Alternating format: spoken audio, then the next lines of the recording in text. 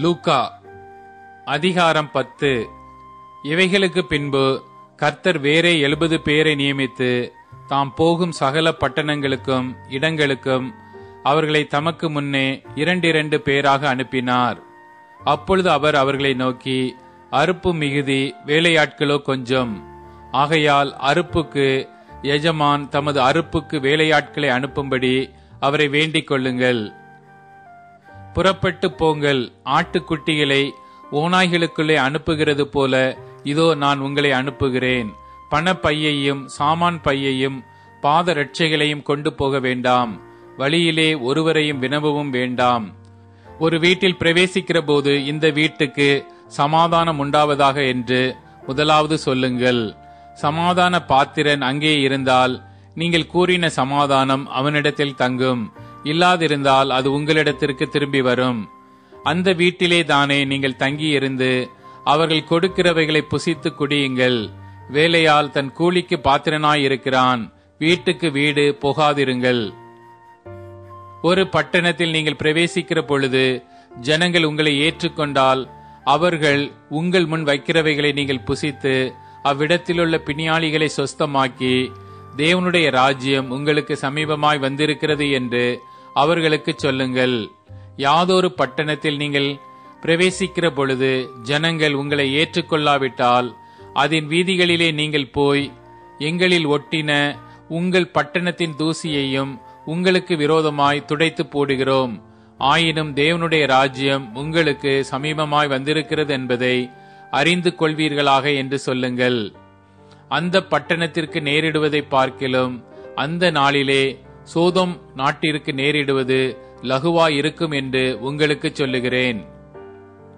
கோராசின் பட்டணமே உனக்கு ஐயோ! பெத்சாயிதா பட்டணமே உனக்கு ஐயோ! உங்களில் செய்யப்பட்ட பலத்த செய்கைகள் தீருவிலும் சீதோனிலும் செய்யப்பட்டிருந்ததானால் அப்பொழுதே இரட்டுடுத்தி சாம்பலில் உட்கார்ந்து மனம் திரும்பி இருப்பார்கள். நியாய தீர்ப்பு நாளில் உங்களுக்கு நேரிடுவதை பார்க்கிலும் தீருவுக்கும் சீதோனுக்கும் நேரிடுவது லகுவாயிருக்கும். வான பரியந்தம் உயர்த்தப்பட்ட கப்பர் நகுமே, நீ பாதாள பரியந்தம் தாழ்த்தப்படுவாய் என்று சொல்லி சீஷரை நோக்கி, உங்களுக்கு செவி கொடுக்கிறவன் எனக்கு செவி கொடுக்கிறான். உங்களை அசட்டை பண்ணுகிறவன் என்னை அசட்டை பண்ணுகிறான். என்னை அசட்டை பண்ணுகிறவன் என்னை அனுப்பினவரை அசட்டை பண்ணுகிறான் என்றார். பின்பு அந்த 70 பேரும் சந்தோஷத்தோடே திரும்பி வந்து, ஆண்டவரே, உம்முடைய நாமத்தினாலே பிசாசுகளும் எங்களுக்கு கீழ்ப்படுகிறது என்றார்கள். அவர்களை அவர் நோக்கி, சாத்தான் மின்னலைப் போல வானத்திலிருந்து விழுகிறதை கண்டேன். இதோ சர்ப்பங்களையும் தேள்களையும் மிதிக்கவும் சத்துருவினுடைய சகல வல்லமையையும் மேற்கொள்ளவும் உங்களுக்கு அதிகாரம் கொடுக்கிறேன். ஒன்றும் உங்களை சேதப்படுத்த மாட்டாது. ஆகிலும் ஆவிகள் உங்களுக்கு கீழ்ப்படுகிறதற்காக நீங்கள் சந்தோஷப்படாமல் உங்கள் நாமங்கள் பரலோகத்தில் எழுதியிருக்கிறதற்காக சந்தோஷப்படுங்கள் என்றார். அந்த வேளையில் இயேசு ஆவியிலே களிகூர்ந்து, பிதாவே, வானத்துக்கும் பூமிக்கும் ஆண்டவரே, இவைகளை நீர் ஞானிகளுக்கும் கல்விமான்களுக்கும் மறைத்து பாலகருக்கு வெளிப்படுத்தினபடியால் உம்மை ஸ்தோத்திரிக்கிறேன். ஆம் பிதாவே, இப்படி செய்வது உம்முடைய திருவுளத்துக்கு பிரியமாயிருந்தது. சகலமும் என் பிதாவினால் எனக்கு ஒப்புக் கொடுக்கப்பட்டிருக்கிறது. பிதா தவிர வேறொருவனும் குமாரன் இன்னார் என்று அறியான்.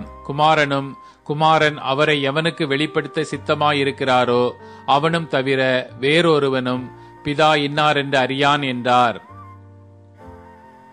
பின்பு தமது சீஷரிடத்தில் திரும்பி தனித்து அவர்களை நோக்கி, நீங்கள் காண்கிறவைகளை காணும் கண்கள் பாக்கியமுள்ளவைகள். அநேக தீர்க்கதரிசிகளும் ராஜாக்களும் நீங்கள் காண்கிறவைகளை காணவும் நீங்கள் கேட்கிறவைகளை கேட்கவும் விரும்பியும் காணாமலும் கேளாமலும் போனார்கள் என்று உங்களுக்கு சொல்லுகிறேன் என்றார். அப்பொழுது நியாய சாஸ்திரி ஒருவன் எழுந்திருந்து அவரை சோதிக்கும்படி, போதகரே, நித்திய ஜீவனை சுதந்தரித்துக் கொள்ளும்படிக்கு நான் என்ன செய்ய வேண்டும் என்று கேட்டான். அதற்கு அவர், நியாயப்பிரமாணத்தில் என்ன எழுதியிருக்கிறது? நீ வாசித்திருக்கிறது என்ன என்றார்.